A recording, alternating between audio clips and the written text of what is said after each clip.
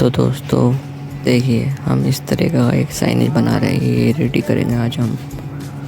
तो ये मैंने ग्रीन शीट अलग रख ली है, ऑरेंज अलग रख ली है और गोल्डन अलग। तो ये देखिए, मैंने ये इस इमेज से ड्रॉ किया है पूरा।